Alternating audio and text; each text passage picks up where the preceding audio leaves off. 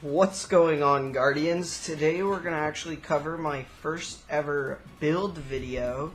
With the release of Shadowkeep and Armor 2.0, there are a ton of build options, a ton of really fascinating mods from the Gatelord's Eye, and there's going to be a ton of build videos in the future on this channel, and today we're going to cover my first one ever. And this one we're going to go over is a pretty strong one. The one thing I would say is that in terms of high-end PvE, specifically raids, and maybe the higher difficulty Nightfalls, this build might not be the best.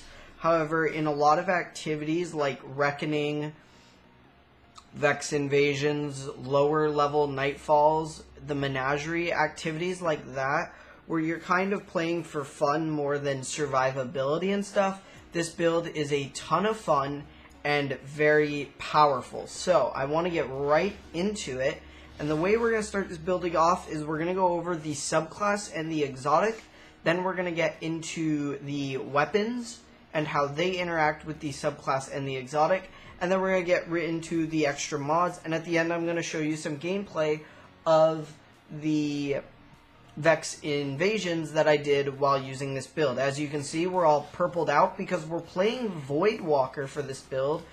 Voidwalker is kind of one of the less used subclass on the Warlock, I feel like. However, the two Nova Bombs recently got buffed, and it offers some great potential with something like Nazar's Sin. So, we're using Top Tree Voidwalker, and the primary reason we're doing this is for our grenade, our Void Vortex grenade, and our Chaos Accelerant. Holding the your grenade button to overcharge your grenade, making it deadlier and more effective. We're using the Vortex grenade, so it creates a larger, more damaging vortex.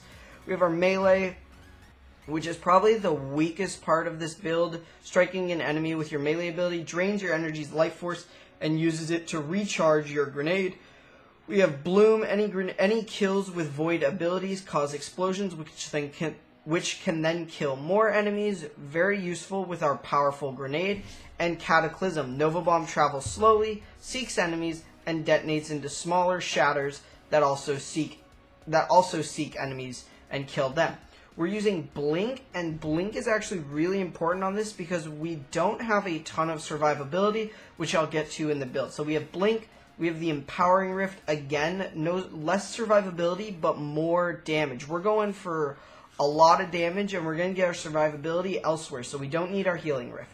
And then we have our Vortex Grenade. Kind of the entire purpose of this build is the strength of the Vortex Grenade combined with Chaos Accelerant. Alright, so now our exotic. I pulled this from my collections, and you're going to see some of the perks on it. So, because I pulled it from my collections, my stat total is really low. As you can see, I have 56 stats, but I even have a discipline mod, so this would be at a total of 46 otherwise. And we're using Nazar's Sin, which uses Abyssal Extractors, void damage kills, increase ability energy, recharge rate.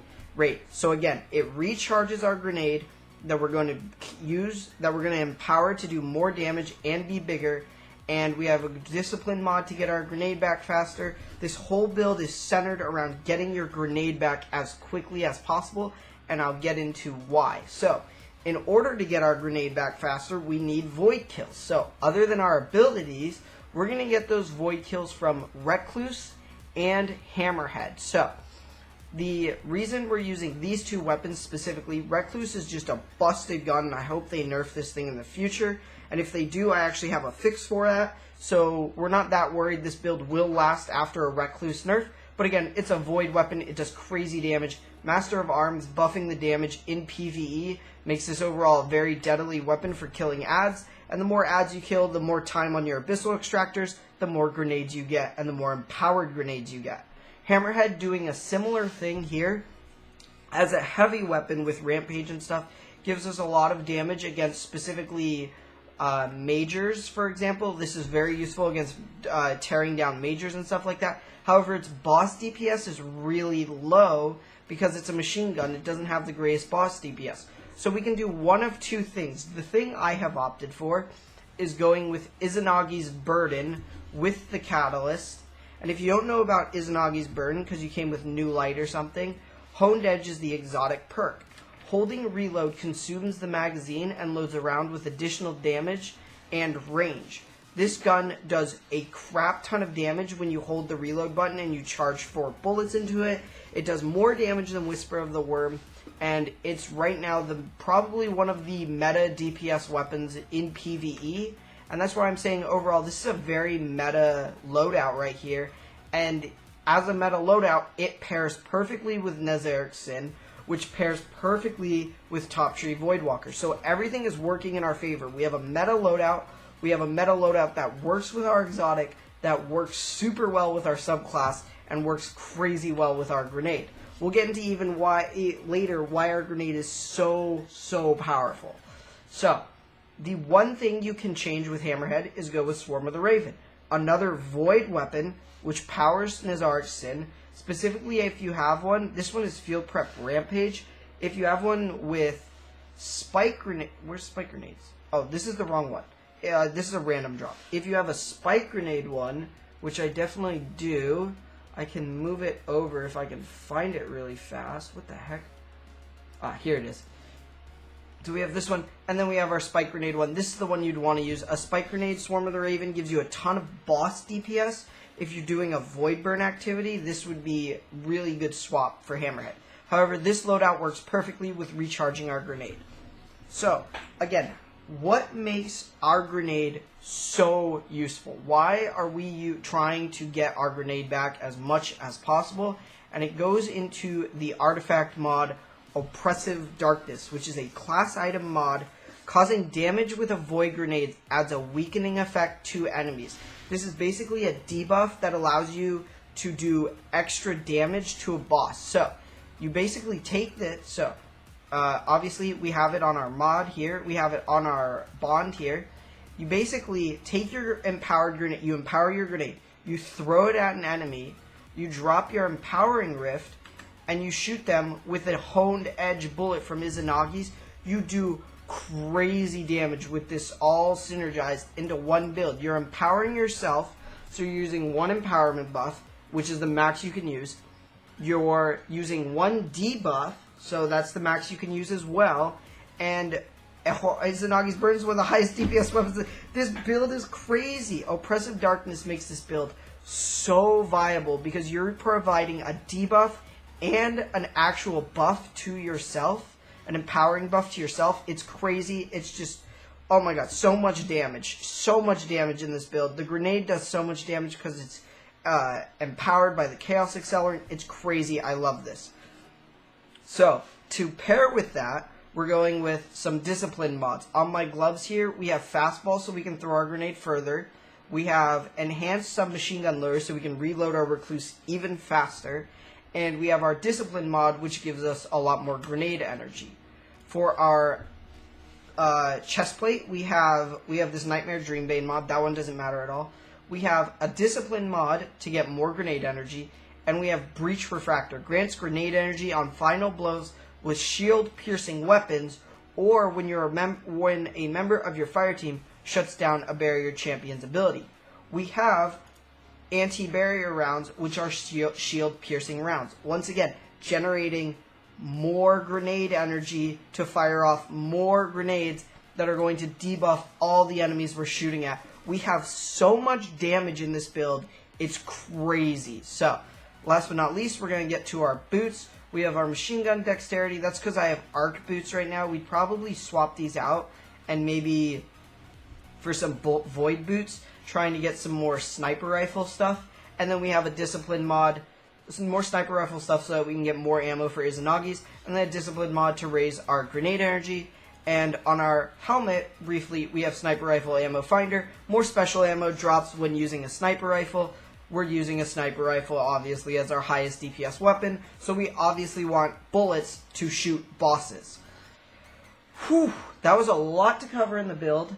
And finally, we have our bond. So, as you can see, our grenade, tier 9 grenade energy, right now. It's crazy. I have discipline mods in most of these build spots, and it's just really, really powerful. So let's get into the survivability, because I've talked a lot about damage right now, and the last thing we're going for is a little bit of survivability. So one of the two weakest points of this subclass are easily the melee is the worst thing about this subclass. It doesn't do a whole lot. Obviously, it recharges your grenade, which is nice, but it doesn't really provide you with much more than that, and we're already recharging our grenade a bunch, so it really doesn't matter that much. And then our Nova Bomb really isn't that strong. It recently got buffed, but it didn't receive a massive buff, so it's not like a great boss damage thing compared to something like Izanagi's. And it's more used for clearing ads. So instead of using a healing rift, we're going to use the empowering rift, as I said, to get more damage out. We're going to go to our bond, and we're going to get the mod Healing Finisher, which only costs 1 mod energy, and finishers heal you, but requires 1/10 of your super. As I've just stated, our super doesn't matter that much. The best thing it's used for is ad clearing. We really don't care about ad clearing that much, because we're using a heavy weapon and a great SMG to do both of those, and that's the best thing our super is used for. So instead, we're going to use our super bar as a way to heal ourselves when we get caught in a sticky situation. All you have to do is lower an enemy's HP, finisher it, and you get your HP back. You get a chunk of HP, and then it starts your regen. So we don't even need that much recovery in PvE, because overall, we're just going to get our health back from our finishers. This is nuts. I absolutely love this build, and that's basically it. As you can see really quickly, I don't have max energies on some of these. It's really costly to have max energies in places.